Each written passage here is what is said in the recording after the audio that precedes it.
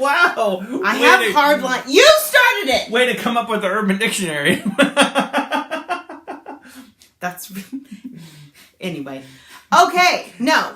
Let's be serious. Don't lose. We don't want to lose you here. Don't pee on your spouse. And you're like, I mean, unless you're into that sort of thing.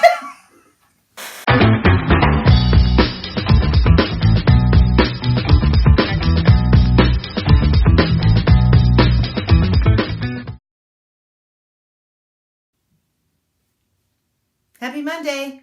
So I'm craving recess. Recess? Reese's Pieces. Recess? I'm also craving recess. That's like what you said today. I want to go. Oh, there's an 80s band called The Cure. And I was like, what's The Cure? You mean The Cure?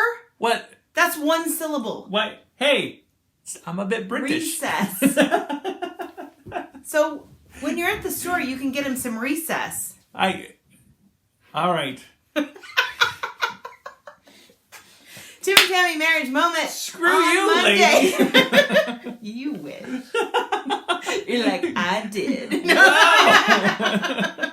Get over here. You're like in the little. Well, you're in the dot. But look, I'm in the dot. Nobody can see your face. That's the point. Okay, so today, ladies and gentlemen, we are talking about the 10 signs that the pee may be ruining your marriage. And I've tried to pee all over her. It doesn't and work. we're not talking about golden showers and water sports, Timothy Emmettith. Gross. Wow. I have hard line. You started it. Way to come up with the Urban Dictionary. That's anyway. Okay, no. Let's be serious. Don't lose. We don't want to lose you here. Don't pee on your spouse. And you're like, I mean, unless you're into that sort of thing. Then you're all okay with that. Anywho, there you go. Turn it that way.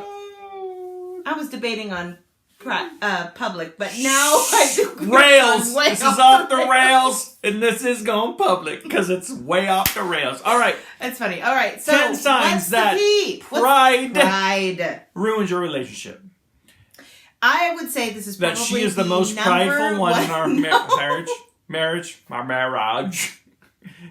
in the house. In the house. She is the prideful one. No. Really? I am the innocent one. Do you really think that? Oh, you are so not innocent. What? So number one, if you're the one pointing fingers that they are prideful, you're prideful. Pretty much.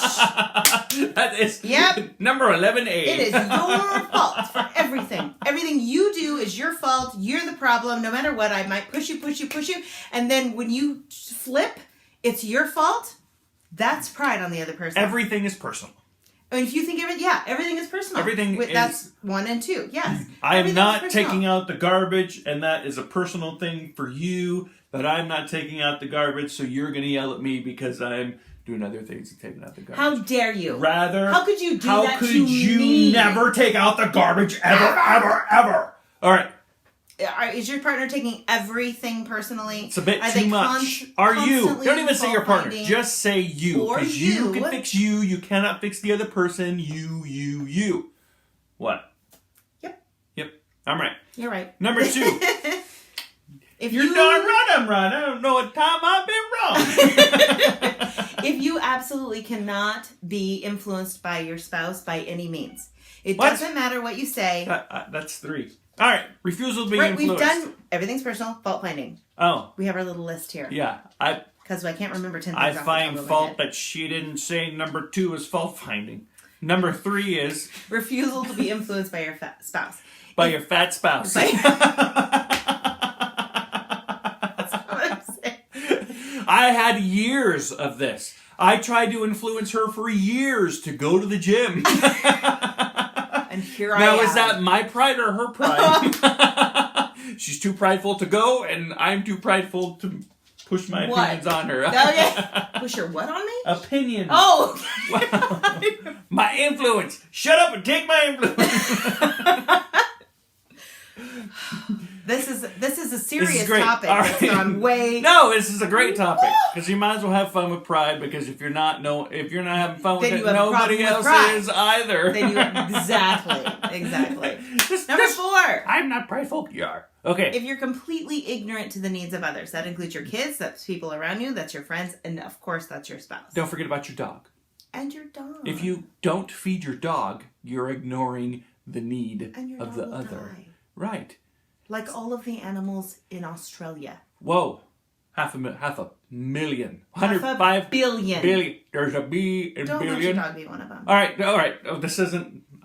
I will remember. I'm really sad about that, actually. It's really No. makes me sad. But you need to change the subject. I'm going to cry about Ignorance of the needs of others. So if your husband or your spouse, husband or wife or spouse, would like to have sex every single day and you just feign ignorance to that, that's pride on your fault. What? The same thing with... What do you want? Men, if you're the one that does the outside and you know that the grass needs to be cut and you're just going, yep, that's the thing that needs to be done. Maybe that lady will get out there and do it sometime. You're the one that should fix your pride problem, not the one that never mows the lawn. Okay, she's mowed it 3 times since we've lived here for 20 years. and one time I got out of the hospital, so it had to be done. All right. You had open heart surgery. I guess I'll mow the lawn. Yeah, they literally removed the heart out of my body, and she's like, well, I guess it's a good time to mow the lawn. Anywho, let's go on. All right, 5. Addiction to attention. Ooh. Are you constantly addicted to the attention that your spouse, your kids give you? I need to be, hello, number 1. I'm it. I am either the man of the house. Center of the universe. I am the queen.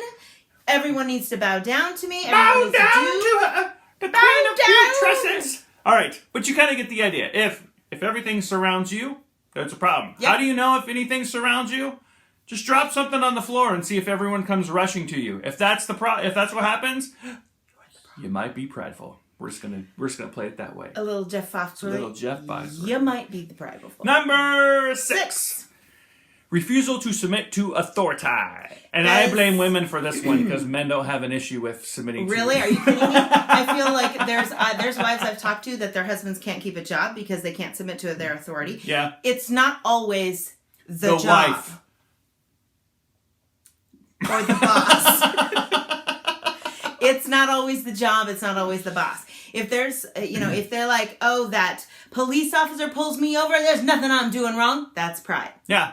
That is pride. He pulled you over for a reason. Yep. You must have done something. Not, 3 cops that have pulled you over in the last 6 months, they're all not wrong. Maybe stop drinking and driving. Stop swerving. Stop texting and driving. Get off the phone and if you and use your blinker. To authority, that's a problem. And women could do the same thing. Yeah. And I'm not saying that you should submit to my authority just because I'm a man. Authority. I'm saying that you should submit to my authority because I'm lovingly receiving you into the authority, which is a vastly different thing. That's very easy to do. It's not when the husband is humble, demanding her to submit. Absolutely, it's requesting her to submit and then receiving her into the submission. Absolutely, yeah. Number 7. 7. Inability to see opposing viewpoints. This is what I'm hearing you say. What? What am I hearing you say? This. This is what I'm refusing. And you can say, no, that's not actually what I'm saying. Okay, right. What are you trying to say? This is what I'm hearing. You try it again. That's really trying to seek to understand. That's the 7. This is what I'm hearing you say is a great tool to get the other viewpoint. Yes, absolutely. So, in other words, if I say, I wish you would mow the lawn sometime. I hear you say that you'd like me to mow the lawn more. Yes. Okay. So is that once a month? Is that every time? Is that half? Should we put a sticker on the mower? Yep, we're going to put a sticker on the mower. Whoever sticker it is mows the lawn. You're trying to see the other viewpoint. And that's seeing the other viewpoint. And this is an issue with politics now. If you're liberal and you can't see I don't even want to put this on Facebook because I'm so sick of politics. Okay, but again, if you're a Democrat and you have a friend that's a Republican, you have to have the exercise of viewing the other person's... Yeah. Absolutely. And I really the opposing viewpoint. It's really important because I have friends that are Democrat and I tend to be a little more conservative, and we have great discussions about how to solve the nation problem. Like I could do anything about it, but again, it's a respectful discussion. Absolutely. All right, and you have to do that with your spouse. We can agree to disagree and have a life. Yep. Same thing in your marriage. You can just not resolve everything. It's it sounds weird. Don't feel the same way about that. No. Okay. Are we okay with not feeling the same way? Now, if there's some, major things on how to raise children, what church to go to, these are things can always circle back around to it. Yes. But you don't have to agree on everything right now. Right now. All right. Okay. Number 8. Ocho de ocho. If you are never asking for help and always expecting service, you might be the problem. Yep. Yeah. She never asks for help and always expects service. And this is a kind of a constant thing that we always do because she likes to cook. She does elaborate meals at dinner, but she needs help cleaning it up, and nobody cleans the kitchen the way that she wants it to be clean. And so a lot of the times the 3 men just leave because it's just we don't know how to deal with that. But I always say, you know what? If you're overwhelmed, you need to ask for help. We have a house with, 4 people, a dog, and a cat. Well, they can't help. There is a lot of things in this house that need to be cleaned on a regular basis, and you need to ask for help. And if you're the person living at home and you need help, ask for it. You have to ask. It's you're being prideful if you're not asking for it. Yes, and the people that are asking and the people that are receiving that, you can't go, oh, fine, because that makes the person that's finally asking. Yeah. Go, never mind. And I would say, I don't want that again. I would say, I don't care. And that's what I told them. I'm like, I don't care what the kids say to you. If you tell them to do the dishes, yeah, but they do the dishes. Fine. And I've said that too. If I just did it to you when you're asking for help on a website. Yeah. Because I walked in the room 6 times, and on the 6th I'm like, all right, I'm done helping. Just figure it out yourself. I have to ask for help. We're human. Ignore the sigh and let them serve you. Yep. Yes. Right. Number 9. The absence of sacrifice and submission. If you have a big enough whip and you have a safe word, you can make. I'm just joking. Where are you going with this? Absence of sacrifice and submission. If you have a spouse, or if you are unwilling to sacrifice anything ever submit to your just spouse, choose to lose to make the other person happy. That's not a person anyone wants to live with. Who wants to live with you? Seriously. I don't want to live with you. Do you want to live with someone that never submits and never sacrifices? This is submission. I'm going to leave it right there. This beard is submission. I love it. Yeah, I love it so much. It feels like I have number a towel 10. on my I'm going to face. leave number 9 right there. Refusal to say, I'm sorry. What? Who's that stupid? When's the last time you said I'm sorry? I probably say it quite a few times a day. Because I was laughing at something do you say today. I'm sorry because you're insecure? Or are you just saying I'm sorry because you actually mean to be sorry? That's good. Yeah. Today, I'm going to give you a little example. Just a little one. I happened to be watching Ricky Gervais's intro to the Golden Globes, which was hilarious. And I am laughing my butt off in my office. Very, very loudly. And all the doors are closed. I'm on the phone with a client, and he's hammering on the phone, and I've got my headphones on, and he's like, I'm on the phone. I felt really, really bad. As soon as he got off the phone, I'm like, I'm so sorry. Now, he could have come in screaming and yelling, really been mad at me for the rest of the day. I was really, really sorry, and he was very gracious. He's like, what are you watching? I'm like, okay. I thought it was hilarious because I was banging the wall trying to get her to be quiet. He was not that mad, and I was actually really concerned, like, crap, he's going to be really mad at me. Yeah. He was not. He was not really mad. Totally mad. But I was very apologetic. I think it's because I didn't lose the client. I did not think about it. I was not, probably. But I was not...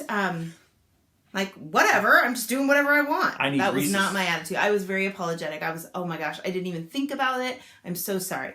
That's being humble. That's not being prideful. And he's not being prideful, but going, I'm the head. This is what I'm doing. I can't believe you did that. No. Both of us were not prideful in that situation. It was an issue. It was an error. We came together. We got it over with. Just getting her to shut up. That's a trick. Okay, we're done.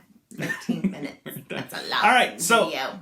We're going to put these on haveamarriage.com. You can go to Apple Podcast and follow haveamarriage.com. We're recently redesigning the site. It's still a little under construction. It's hard work to do this stuff. And you can find us on YouTube and Facebook and all of the other stuff that you can find us on. We love you guys. And if you have any questions that you want answered, you can DM us at anywhere, Instagram, Facebook. We will keep everything 100% confidential. Yeah. And we just want you guys to have a really happy marriage. We do. If you're not working on pride as a resolution, I don't believe in resolutions, but just kind of go, hey, am I being humble?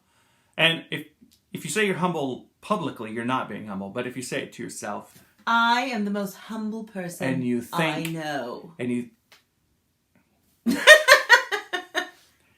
help me.